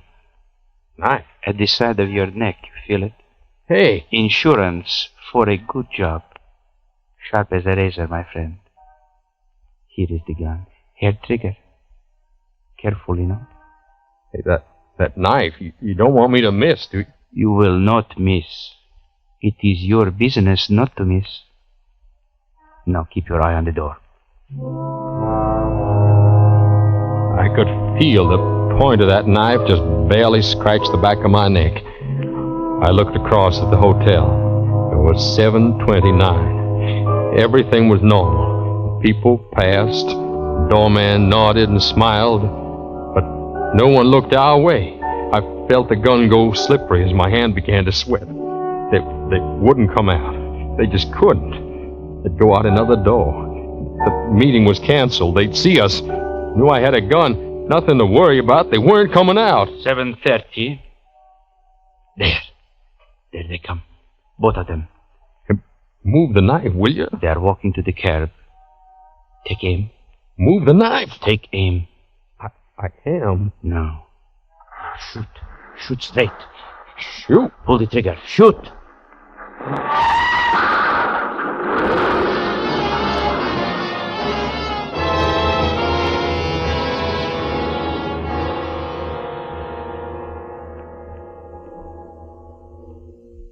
Oh, it all happened at once. It all happened at once. Just relax. You're all right. What? You've been under a sedative. Nurse. Hospital. My throat. Oh, you're going to be all right. The doctor even said you could have visitors. You can come in now. No, you mustn't let them in. Well, Mr. Stone, how you feeling? Why, I feel fine, Lieutenant. My head's buzzing a little. It should. You got a pretty nasty bump. Doctor says you'll get over it. You're a lucky guy. What happened? What hit me? I did. When I saw you aim the gun, I didn't know what you'd do. There wasn't time, so I just ran the squad car into the one you were in, trying to spoil your aim. You were around all the time? Mm-hmm. The big one's dead. They don't hold out much chance for the other one either. What did I did kill them. Oh, no. No, I mean the guys you were with. Oh. We had a tail on you every minute after you left the precinct. Even went to the movie, 6 of us. And the blind man, Lieutenant, what about him? I picked him and that other character up right after you walked out. Got the girl, too. Yeah, well, that's fine. Just one more thing. None of this is going to be made public. It might create some sort of incident. I'm sorry, but that goes for you, too. Oh, of course, I understand. Sorry. Time's up. Oh, so long, Mr. Stone. Long. If I need a good lawyer, I'll look you up.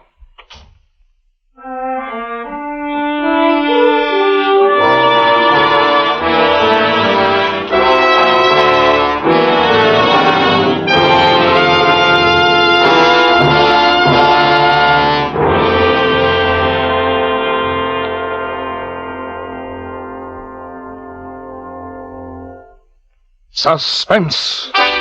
Presented by Autolite. Tonight's star, Mr. Cornell Wilde. This is Harlow Wilcox speaking for Autolite, world's largest independent manufacturer of automotive electrical equipment. Autolite is proud to serve the greatest names in the industry. They are members of the Autolite family, as well as are the 98,000 Autolite distributors and dealers in the United States and thousands more in Canada and throughout the world. Our family also includes the nearly 30,000 men and women in 28 great Autolite plants from coast to coast and Autolite plants in many foreign countries, as well as the 18,000 people who have invested a portion of their savings in Autolite. Every Autolite product is backed by constant research and precision built to the highest standards of quality and performance. So remember, from bumper to tail light, you're always right with Autolite.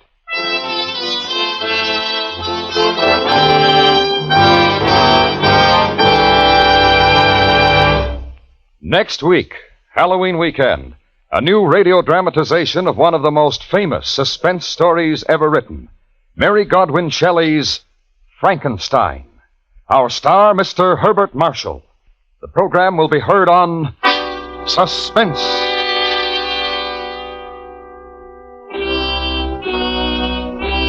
Suspense is produced and directed by Elliott Lewis, with music written by Lucien Morowick and conducted by Lud Gluskin.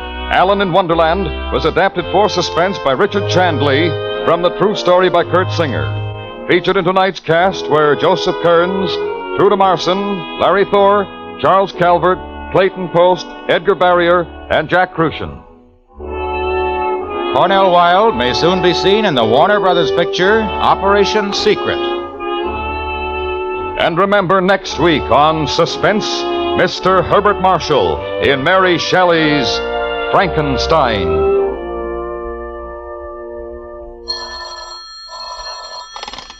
You can buy Autolite electrical parts, Autolite stay-full batteries, Autolite resistor or standard type spark plugs at your neighborhood Autolite dealers. Switch to Autolite. Good night.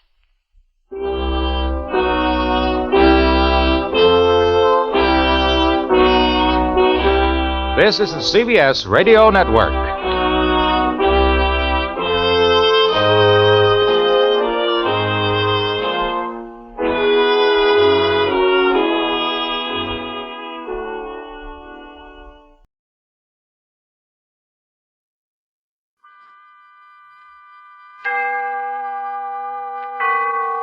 Autolite and its 98,000 dealers bring you Mr. Richard Widmark in tonight's presentation of Suspense.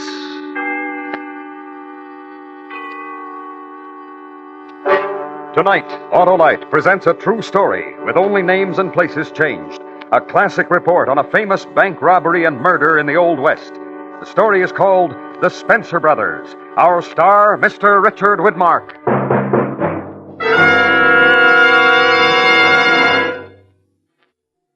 Well, Harlow, ready? Yeah, shoot, Hap. What is the heart of a car's ignition system? Why, the spark plugs, of course. And if they're not functioning properly, you won't get the smooth, economical performance you normally expect from your car. And how do I keep the spark plugs in top shape, Doctor? Why, you have them checked regularly by your nearby Autolite spark plug dealer. He's the expert on cleaning and adjustment, and he services all makes of cars. But suppose they're worn out or wrong for my style of driving, Professor. Why, then your Autolite spark plug dealer will replace them with a set of world-famous ignition-engineered Autolite spark plugs, either standard or resistor type. And to locate my nearest Autolite spark plug dealer? Just call Western Union by number and ask for operator 25. She'll quickly tell you where to find your nearest dealer who sells Autolite spark plugs, both standard and resistor types. And remember, from bumper to tail light, you're always right with Autolite. And now, Autolite presents transcribed The Spencer Brothers, a true story with only names and places changed, starring Mr. Richard Widmark, hoping once again to keep you in suspense.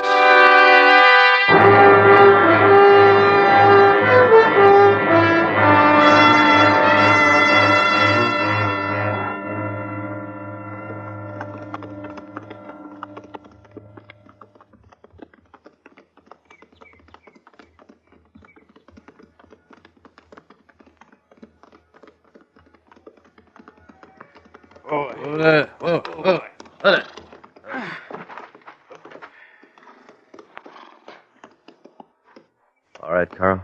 All right. John, I'm ready. We'll go then. Don't look at the bank. Look any place but there.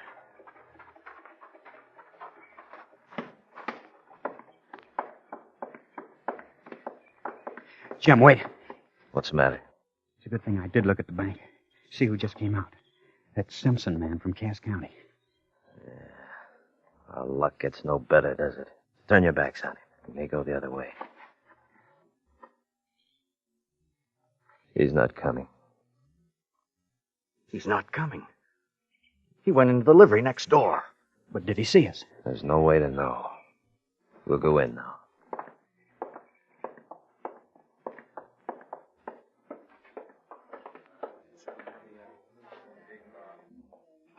Not many of them. Need only one at the door. You, John.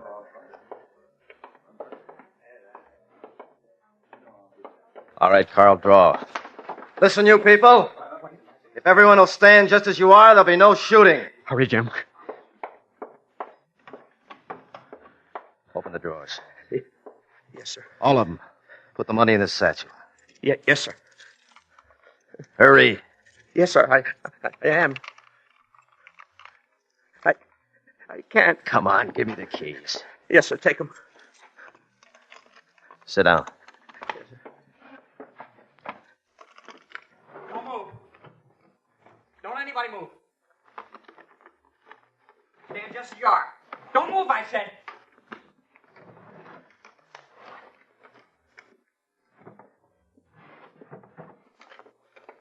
Stay where you are. Yes, sir. And don't stand up. Yes, sir. It's all over. Don't move, anybody. And don't try to follow us. We'll kill anyone who does. You've taken too long. Put your gun away. I'll cover while we leave. No one move. We're too slow. Hurry. We've been here too long. We're all right. Put your gun away. We'll walk to the horses.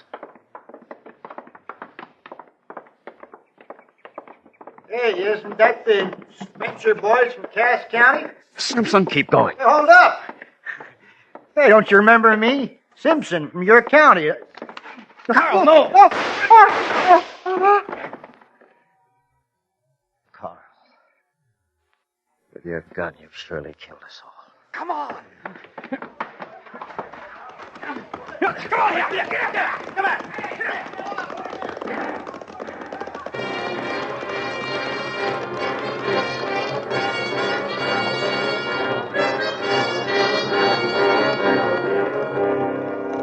From this moment on, we're dead men. Now, surely there's no future for us except by miracle. No excuse for Carl's shooting except that he's the youngest and that he was frightened. And a useless killing. It accomplished nothing. I'm sorry, Jim. I couldn't help it. Nobody else knew us. When he called out our name, I had to stop him. It's all right, Carl. You stopped him. You stopped us, too. Well, yeah. They heard our name. I'm sorry, I couldn't help it.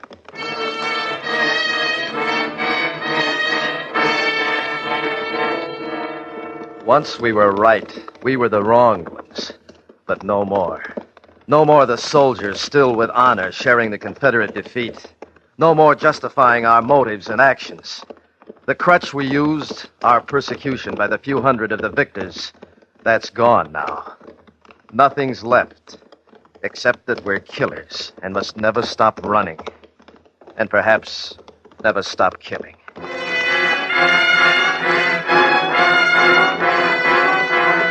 We'll have to hide now. Then we'll think instead of riding blindly. We'll think tonight and plan something. A man can't think without thinking of a future. We'll think us a future. Lie us a future if we have to.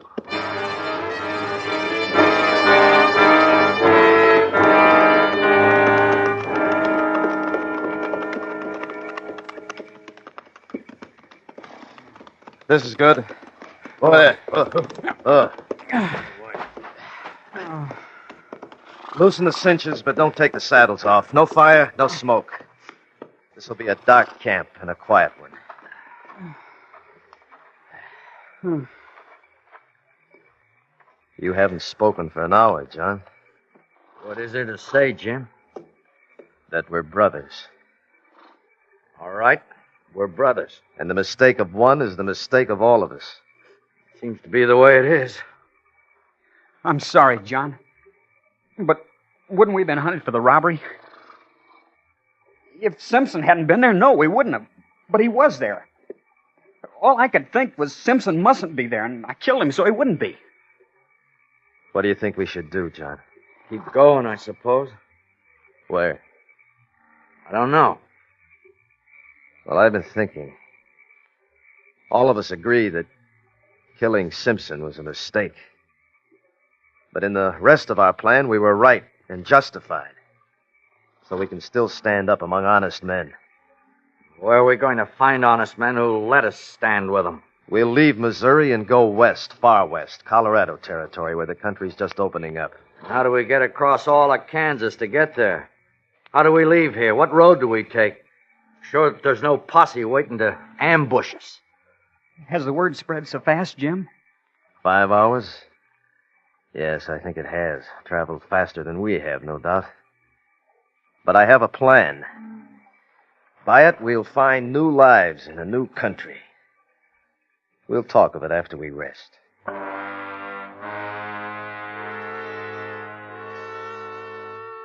But what is my plan? A half-day ride and a river crossed will put Missouri behind.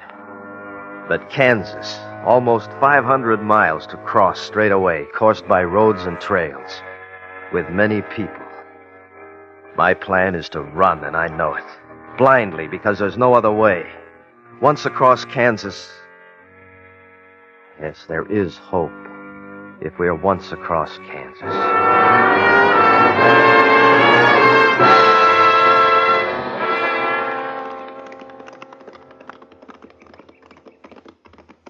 Hold there. Hold. Slow down. Hold. Men ahead. 4 of them, Jim. What do we do? We do what's necessary, no more, no less. Do we fight?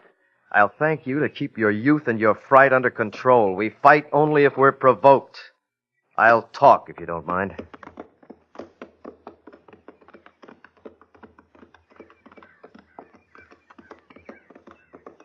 Afternoon, friend.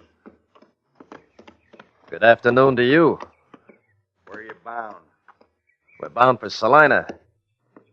And I'd like to ask why you're interested. Where you from? We're riding from Dodson. Missouri? That's right. Heard there was a big bank robbery and killing there. So we heard. You seen 3 men along the way? Could be the Spencer brothers? We've seen nothing. But we've heard of them. What have you heard?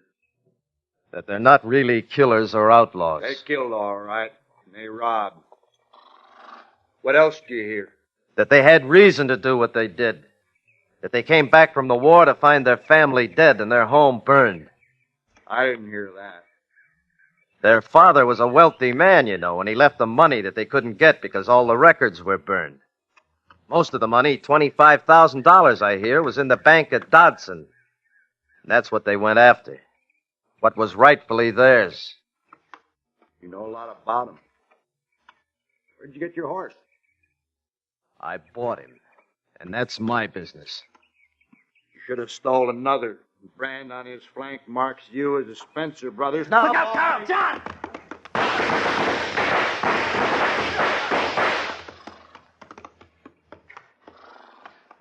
Carl? I'm all right, Jim. John? 2 cartridges gone is all, and you? I'm all right. We better ride out of here. Get out!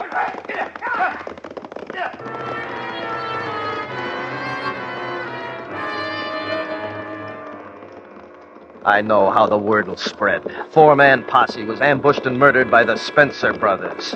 More men on the trail after us. And less than half of Kansas crossed. Better at Shiloh. Better at Bull Run. Run. Run. Run after your future, Spencer brothers. It's fast getting away.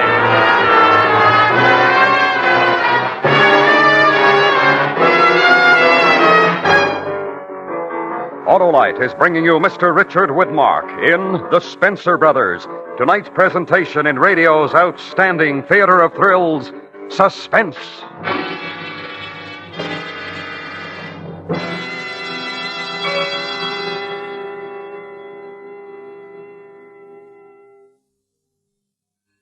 Okay, Harlow. Recess is over. Then fire away, Hap. Just what is the Autolite resistor spark plug? Why, it's the greatest advance in spark plugs for automotive use in the past 25 years. Yes, but why, Professor? Because it has something extra. The built-in 10,000 ohm exclusive Autolite resistor, which makes possible such outstanding advantages as double spark plug life, smoother engine performance, and quick starts. And the Autolite resistor spark plug is only one of a complete line of world-famous ignition-engineered Autolite spark plugs for every use. And now, any advice before school lets out, Professor Wilcox? Yes. Friends, have your spark plugs checked by your nearest dealer who sells Autolite spark plugs. And if replacements are needed, get ignition-engineered Autolite spark plugs, either standard or resistor type. And remember, from bumper to tail light, you're always right with Autolite. And now, Autolite brings back to our Hollywood soundstage Mr. Richard Widmark in Elliot Lewis's production of The Spencer Brothers, a true story well calculated to keep you in suspense.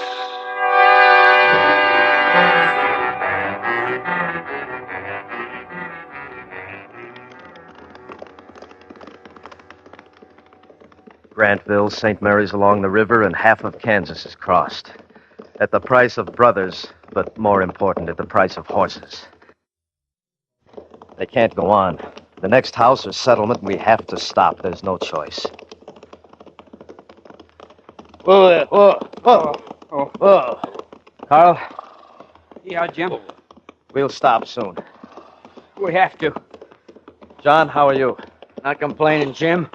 We've covered more of Kansas than most riders would in the past 2 days. And nights. We'll stop soon. We need fresh horses, even more than we need rest. Where are we going to find people to sell us fresh horses? We'll find horses. We have $25,000. It isn't safe to stop and spend $1 of it. It will be. When we get across Kansas, our money will mean more than our names do. That'd be nice. Behind us. I heard something. I don't know what. Get up.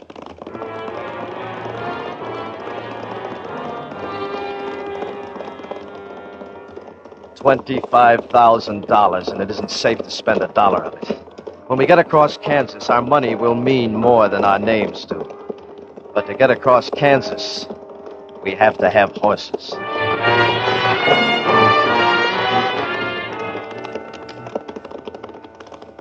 Jim. Yeah. There's a house ahead. Pull in. Think we should try it, Jim? Yeah. It's an isolated place. Why's there a lamp burning so late? Maybe they're waiting for us. We can't ride these horses through the next day. We're north now. Maybe we aren't the criminals here. We are in the south. We might find friends. Friends. Hope there is a place where we find friends. You'd like to wait outside, Jim, and I'll go in. I'll go with you. Get it. Come on, boy. Come on.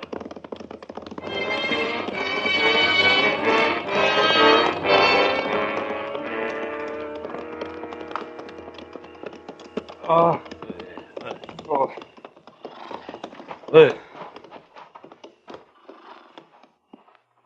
Wait. Why don't you look through the window, Jim? See if you think it's all right. I'll be back.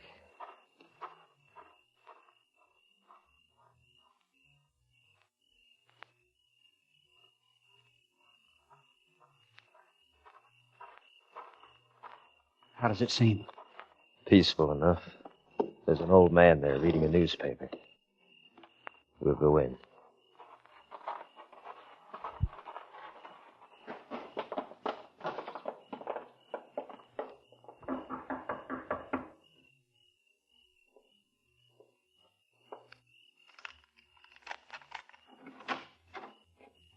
What do you want? Well, not your rifle pointing at us like it is, my friend. Man with a head on will greet strangers at night with a rifle. What do you want? We've ridden a long way and our horses are tired. We wondered if we could buy fresh mounts from you. If you have the money, you might. We have the money. Well, then, come in. Thank you. You want horses? Where are you going so fast? We're crossing Kansas, going west. Where are you from? Missouri. What's the matter with Missouri? You ashamed of it? No, sir. What part of Missouri? From Dodson by any chance? Yes, we're from Dodson. Any trouble about that? The word's come out here that the three Spencer brothers came from there, heading west. You wouldn't be them, would you? Needing horses. I'm tired of this. What if we were? John, stop. What if you were? With a $5,000 reward on them Spencer's heads? I'm a mind to hold you here till I find out who you are. Get back. I don't think we will. Carl! Jim! The lamp. Where are you, Carl? I'm here. I'm hit. How bad, Carl? Where are you hit, Carl? In the chest, I think. I don't think it's bad. I'm sure I can keep up with you. Get him outside. We've got to move him outside. Come on, Carl. Come on. Can you walk? I can walk and ride, too. Where's your gun, Carl?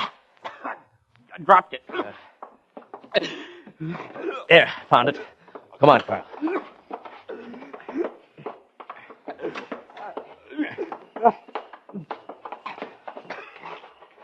I better rest. I'm all right, but it's colder out here. Put him down, John. You won't leave me? You know we won't, Carl. I'll keep up with when I rest a little while. When I rest I'm sorry. It's all my fault. When I... Carl. He's gonna die, Jim.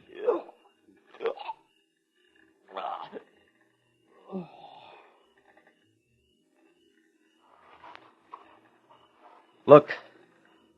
The lamp set the house ablaze. The flames from the house will draw everyone within miles. We gotta go, John. And leave him? The stable's over there. We'll have time to saddle some fresh horses if we hurry.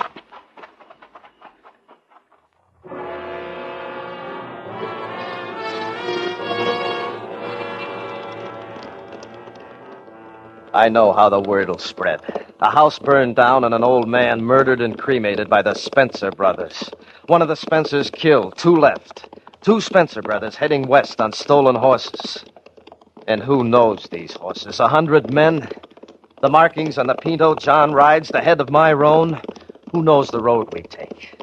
How many after us? With 6 dead men left behind. And $5,000 on our heads. No one ever told us Kansas was so wide to cross.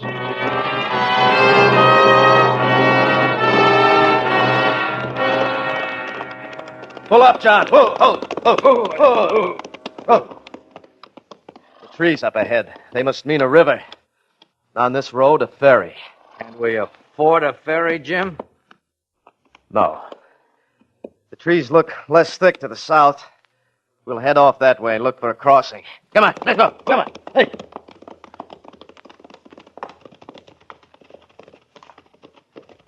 It's the Smoky Hill River, John. It means we're getting close to the border. We're close to a lot of things, Jim. And you know that. The end or the beginning. The border is what I keep thinking of. They could know the road we take. They could know what we decided on and guard the crossings south and north. But we don't know. And we have to go. Have to cross the Smoky Hill. The border's beyond.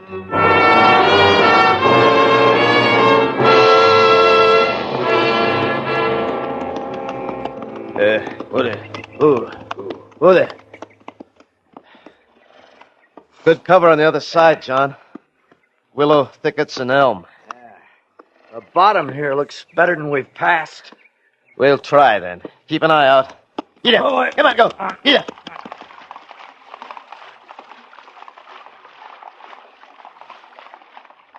Jim, sunlight on metal upstream. Come on, faster, then. Get up. Come on, go. Jim, John, I can't stop. Come on, get up. Come on, let's go. Come on, go.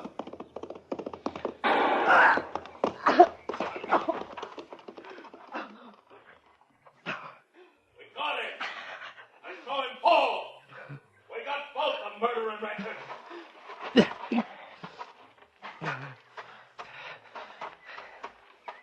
He's still alive. I saw him get up. He's going up the hill.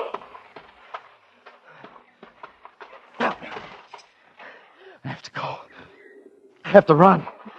I have to get up.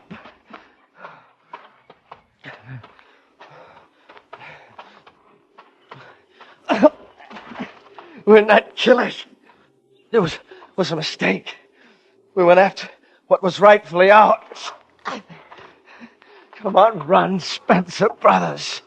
After your future. It's fast getting away.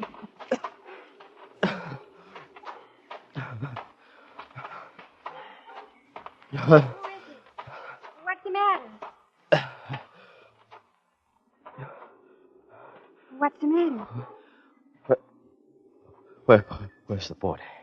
Just across the field there. Help me. Help me get there. No, I can't. I'll pay you. I'll pay. No, my money's gone. My horse. I saw a horse running that way towards the border. Help me. Help me find him. I can't. Please.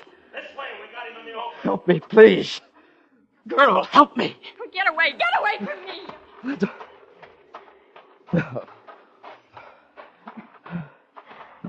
up, boys. Open up. We got him. Run.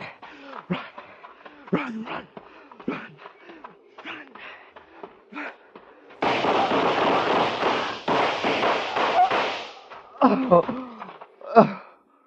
down. You got it.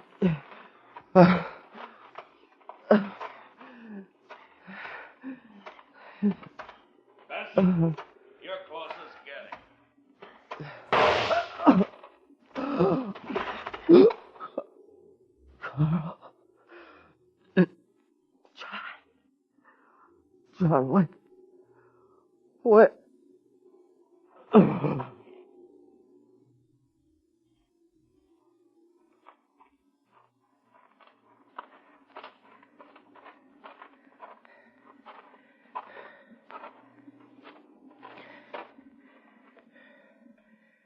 Dirty, rotten, murdering wretch.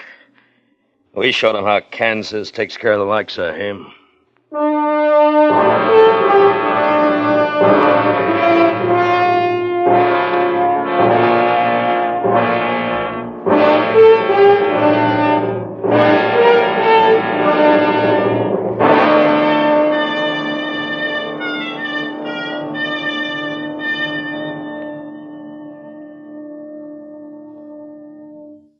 Suspense. Presented by Autolite. Tonight's star, Mr. Richard Widmark. This is Harlow Wilcox speaking for Autolite, world's largest independent manufacturer of automotive electrical equipment. Autolite is proud to serve the greatest names in the industry. That's why, during the early months of 1953, as we did last year, the Autolite family will join in saluting the leading car manufacturers who install Autolite products as original equipment. Our Autolite family is a worldwide family and numbers among its members some 30,000 men and women in Autolite plants in the United States, Canada, and many foreign countries, and the 18,000 people who have invested a portion of their savings in Autolite, as well as thousands of Autolite distributors and dealers and the many leading manufacturers who use Autolite products as original equipment. Our Autolite family will salute the Packard Motor Car Company on the next Autolite Suspense television program. If you live in a television area, check the day and time of Suspense so that you'll be sure to see this program.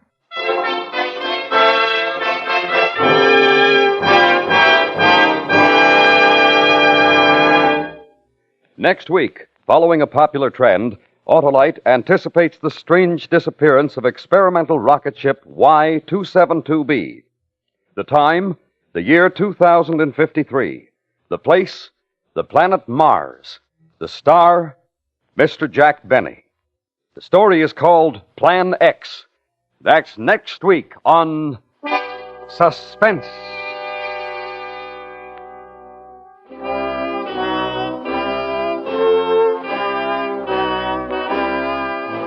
Suspense is transcribed and directed by Elliott Lewis, with music composed by Lucian Morowick and conducted by Lud Gluskin. The Spencer Brothers was adapted for Suspense by Gil Dowd. In tonight's story, Joseph Kearns was heard as John Spencer and Sam Edwards as Carl Spencer. Featured in the cast were William Conrad, John Daner, Sammy Hill, and Parley Bear. Richard Widmark is soon to be seen in the 20th Century Fox Technicolor production Destination Gobi. And remember, next week, Mr. Jack Benny in Plan X.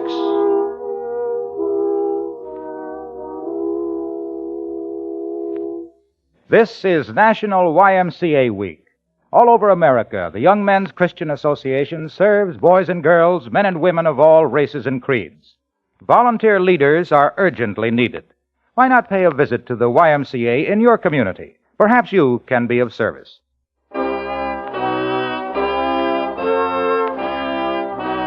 This is the CBS Radio Network.